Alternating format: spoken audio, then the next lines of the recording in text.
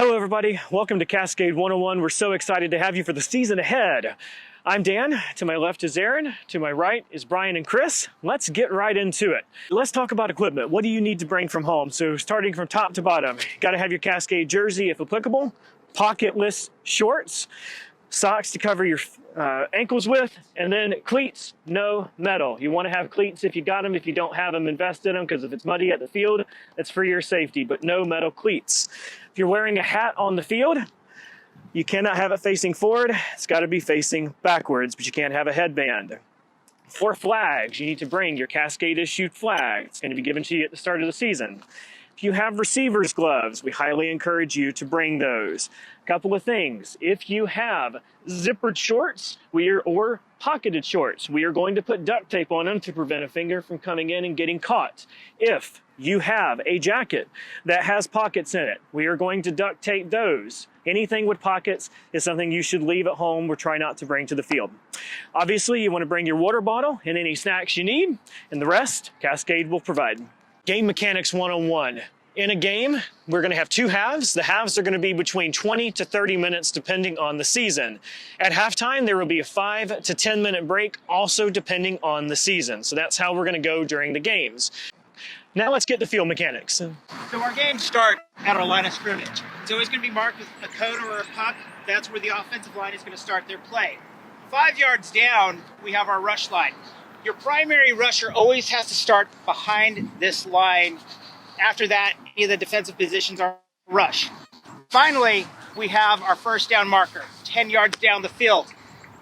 You have 4 downs to get to 10 yards to get a new set of downs. Our field is a little bit smaller than your traditional football field.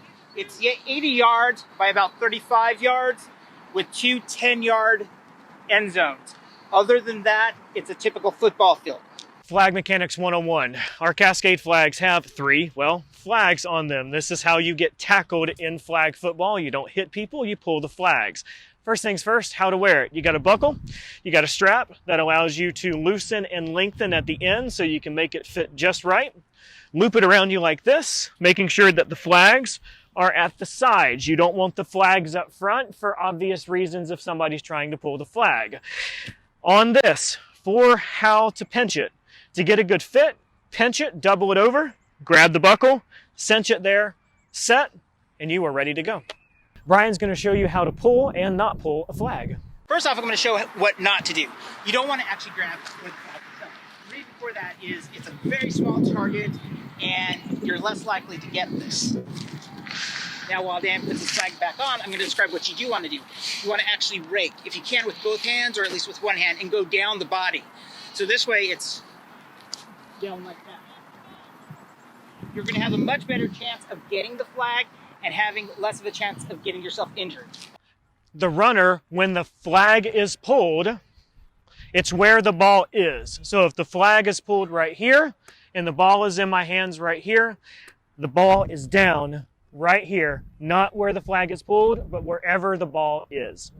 The other thing to remember when you're doing that is, as a runner, you also want to run with the ball out so that you're not flag guarding. Also, you don't want to leap or lead both feet at both times. In any of those cases, it's a penalty and you'll lose 10 yards. So I cannot carry like this and swipe people away from grabbing my flag. I cannot box people out from grabbing the flag. I need to hold the ball up here as I'm running. Yes, I know it looks awkward, but that keeps everybody safe. It also means you're stretching the ball as far as it is going to go for when that flag is pulled. Do not leap over somebody.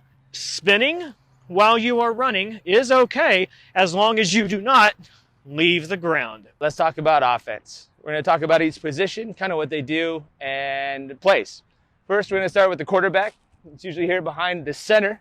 The center hikes the ball to the quarterback, and that starts the play.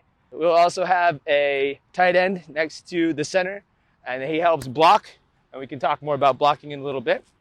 We have usually 1 or 2 receivers on each side. So Brian's a receiver there. We usually have 1 or 2, sometimes 3 on one side, sometimes 1 on the other. It just depends on the play. During a play, the center will snap the ball to the quarterback on a cadence, and it just depends on what the quarterback is. Sometimes it's set hut, sometimes it's go, ready go. It just depends on what the quarterback wants to do. You usually huddle in between each play, and he'll call a play. You can't move until the center hikes the ball, right? It doesn't matter if the quarterback says something. If the center doesn't hike the ball and you move before that, that's called a false start. That's a 5-yard penalty. Each series gets 1 run. That means that the ball is not thrown forward as a pass. It's either a side lateral or a handoff, or the quarterback runs. So in our game, unlike traditional football, everybody on the field can be an eligible receiver. You are, however, going to have 1 to 2 or more people who are designated blockers for that play. As a blocker, what you're going to do is you're going to want to have a firm stance, have some bounce to your knee. Your blocking motion, you're going to want your arms out with bend at your elbow. When you actually block, you can push a little bit, but you cannot fully extend your elbow. That's very important, because when you do that, that's a penalty. Then the blocker will follow the rusher as they're coming in and just giving that little bit of separation.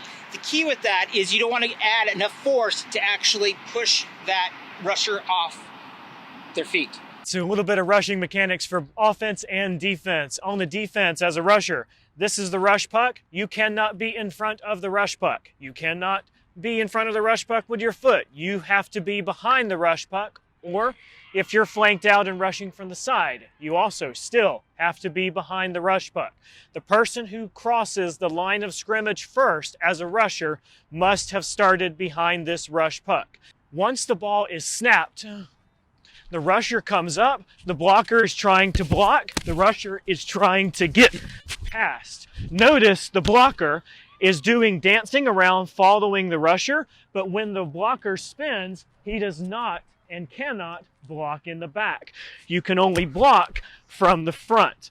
Now, quarterback is here. The blocker is going to try to keep me from flanking in.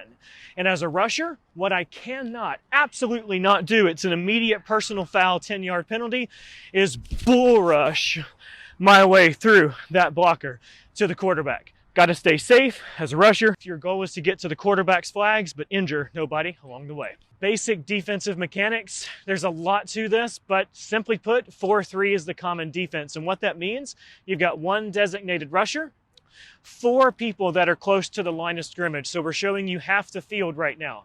You'll have a linebacker that's monitoring this middle part of the field. You will have a corner that is covering the wide receivers out wide. That's why they're called wide. They are out wide from the start. And then you're going to have 2 safeties in the back. So pretend I am a safety now as well as that rusher. I'm going to be somewhere here covering the field in front of me and waiting for somebody to run up to me. And your job as the defender is to make sure, if you can grab the flag when somebody catches the ball, grab the flag to stop the play. You do not want that offense to get past the line of scrimmage, from the line of scrimmage to the first down marker, 4 downs. We're going to show you the basics of a play in Cascade flag football. It's going to start off with a play clock. The referee is going to be managing that. It's 25 seconds. The referee will count down for the quarterback so they know how long is left on the play clock, and the quarterback controls the snap. Let's do it.